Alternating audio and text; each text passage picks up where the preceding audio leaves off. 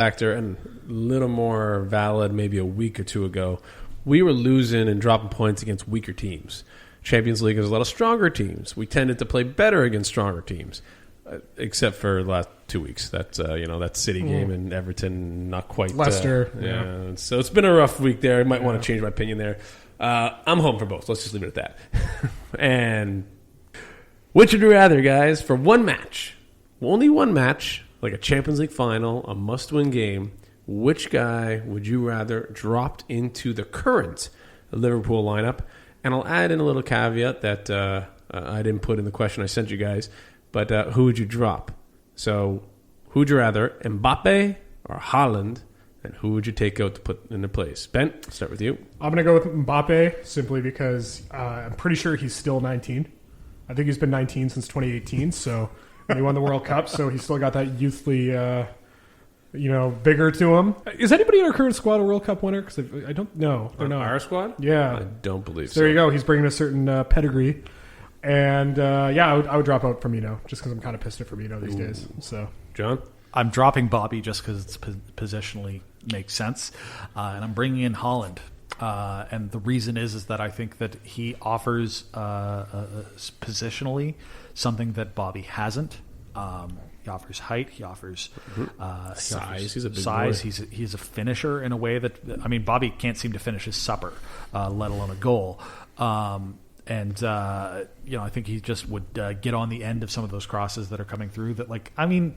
For all of our finishing nous that didn't exist against Everton, we were getting on the end of crosses. We just weren't able to put them past old T-Rex arms.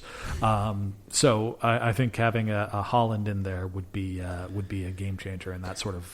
By the way, we were facing Jordan Pickford in like the World Cup quarterfinal version, not the usual Jordan Pickford. That was pretty unfair. He made a couple of pretty solid saves there. Which for the record, JP, you said we were facing off against better teams and beating better teams until recently. I'm sorry, Everton is still not a better team than we are. They beat us. They absolutely beat us. They're still not a good team. The standings and the table would argue that. But we'll leave the fact that they haven't won a trophy since 1995 would say something different. John, we're talking about right now. Like right now, I'm talking about recent history. Who's been playing better? Everton's playing better than we are. So who's still in for a shout to actually win silverware this year, though? Who's in with a shout to actually win silverware this year? Well, we have vague hopes of maybe winning the Champions League. So if you're betting, they have a vague hope of maybe making top four. I think it's we're living in a glass house here, guys. I will throw those stones, my friend. I was going to say, John, I don't feel like we're in any position to mock I'm throwing anybody. The stones. I mean, Arsenal is okay. Arsenal's still probably good, but Leeds, of course. But no, in terms of like Everton, Man City, Man U, we don't really have a leg to stand on here. Yeah. Now, same two guys. If you're building for the future, not a one game winner take all, you're building a squad in their current status. Who do you got? Mbappe or Haaland? John? Haaland. Again, sticking with him. I'm sticking with him, and it's for the reason that Ben brought up. Even though Mbappe kind of feels like he's been 19 or 20 for many, many years. He's been 19 since 2018, which is just some amazing consistency you have to respect out of this player. Haaland actually is only 20, so phenomenal. And like he scored something like what was the stat that he we was were looking scoring at a goal earlier? a game. He scored like Haaland has scored 32 goals in I think 30 appearances for Dortmund. Yeah, it's kind of and he's scoring that many goals in a Dortmund that's struggling kind of more than we are right now. So, Ben? Yeah, I mean, I would have to go for Haaland for the future simply because he is actually younger.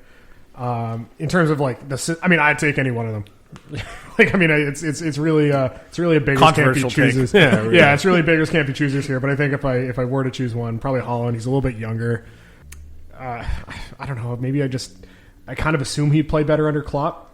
Probably because he plays for Dortmund, I guess. I think Mbappe. The one thing with Mbappe is like he's played on like some powerhouses like the French national team, PSG.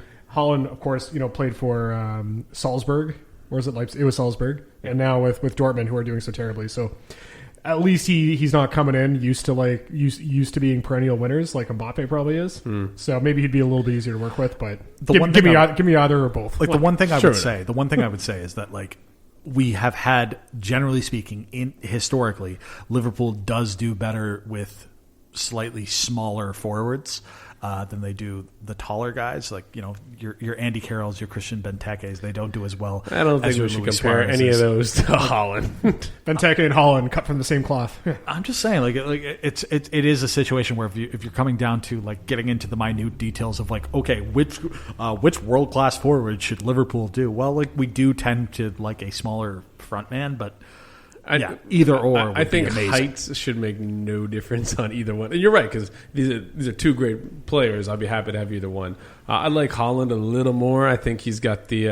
I think, like you're saying, Ben, he's brought up on some weaker teams and worked up for it.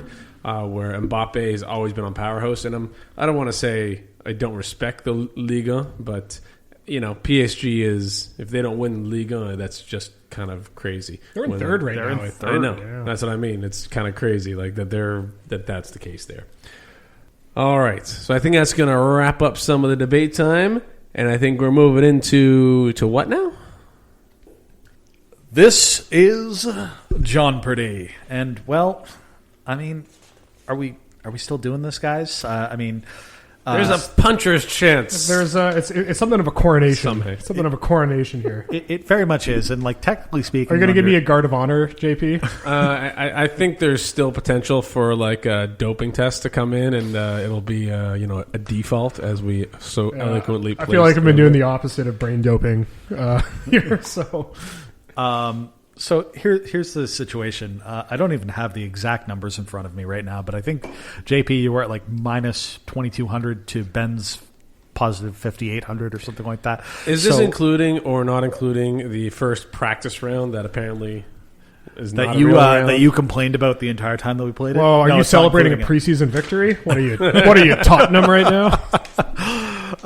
Well, it's interesting. There are maybe some corollaries to the.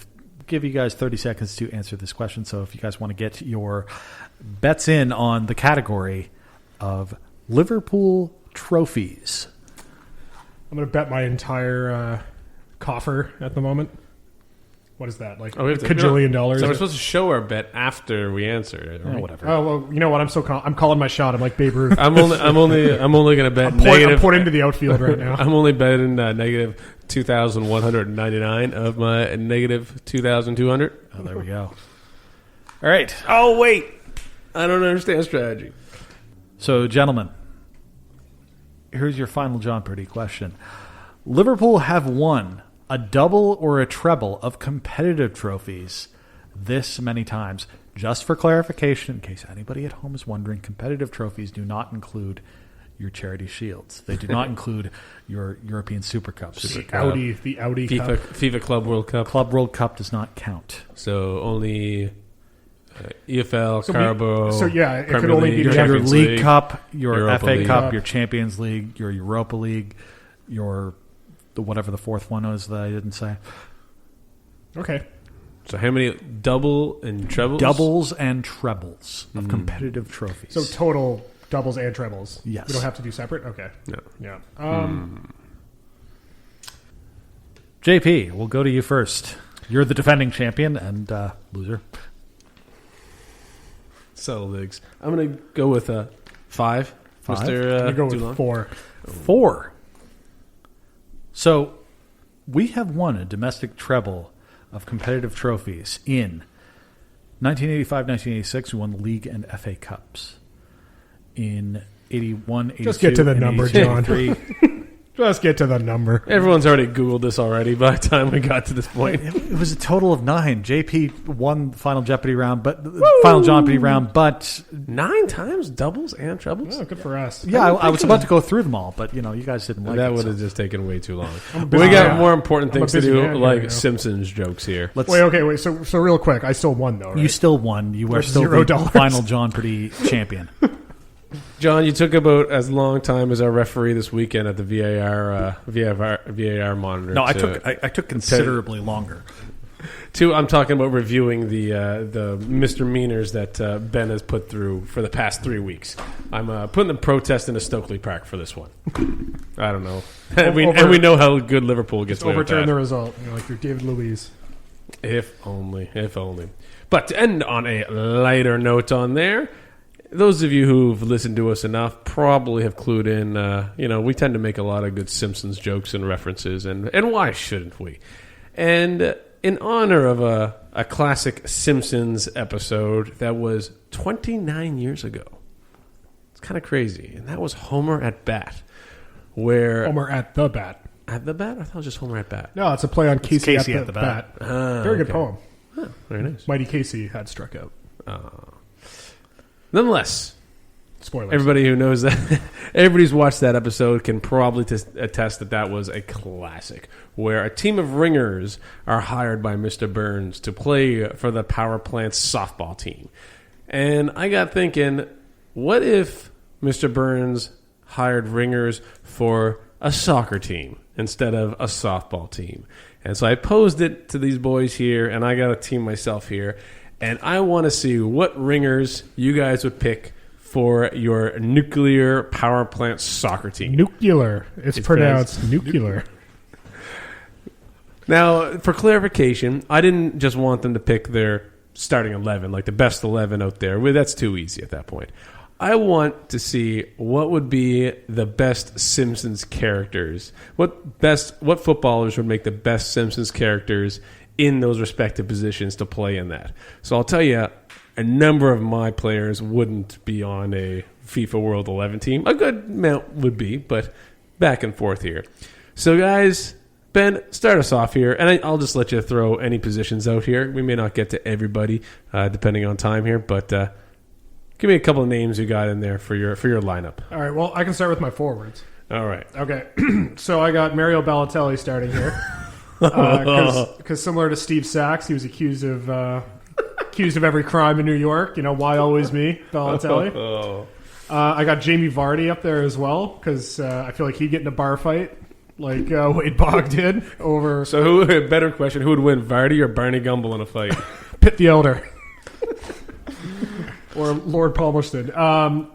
And then finally, I have Thomas Miller up there as well, because I feel like he would also get hypnotized and get really weird. I don't know if you've ever heard an interview with Thomas Miller. He is a weird guy. He does sound. I've heard a couple, and I can't think of him. It's kind of weird there. Yeah, so I don't know if he'd be like Roger Clemens, where you turn into a chicken, but I could see him getting hypnotized. I had none of those three as my. That's my friend three. So John, what about you, man? Give me a couple of your lineup there, anywhere you want. It's funny. I didn't even necessarily. I mean, I did pick an 11 with positions and all that sort of stuff, but I was sort of also kind of thinking of like what individual player would get into what sort of shenanigans has happened in the episode, like falling down a mysterious. I got a good guy for that. Yeah, so I figured that the likes of Andrew Robertson would be the one to end up getting stuck helping a poor young maiden with her house fire. I just figured that he's such a helpful guy that I had Robbo in my back line as well. I figured that he'd just be out there helping him. Obviously, like Cristiano Ronaldo would be told to trim those goddamn sideburns. Like that just seems obvious to me. And in terms of the player that would be actually taking Homer's spot in the team, Homer was taken out of the lineup by Darryl Strawberry. I think that if there's a player that is more unassuming and just kind of a nice guy, and maybe just cries a little bit when he's heckled by the Simpsons children, it is Jordan Henderson. Okay. I had a different player for that one. I think he would be pretty hard on there. I think he'd be good. I want to go with my forward line as well. I had Ronaldo in there too. I just think he'd be a hilarious caricature, and he would definitely be the pretty boy in the mix on that. I had Neymar up front as well, because I think watching him play and dive and roll around on the field as a cartoon would be absolutely incredible. And then the biggest personality out there, how can you not have Zlatan Ibrahimovic playing up front, going toe-to-toe with Mr. Burns or anybody on that pitch? I think that would just be absolutely crazy in that end. Ben, give me a couple more. All right, I'll give you my midfield line, because I think I did a 3-4-3. I put way too much thought into this, by the way. So I had John Stones in there because he needs to trim those sideburns. If you took a look at his, right. I put Thiago in there because, like Mike Sosha, he sounds like a kind of guy who'd get radiation poison. Just how Thiago shows up and immediately gets COVID. So interesting to your point about Ramo, I put N'Golo Kante as my guy who's going to help the lady with the burning house. That's fair. Because he seems like an extremely nice guy. I also kind of had Mane in that sort of position, Yeah. but I felt I was picking too many Liverpool players.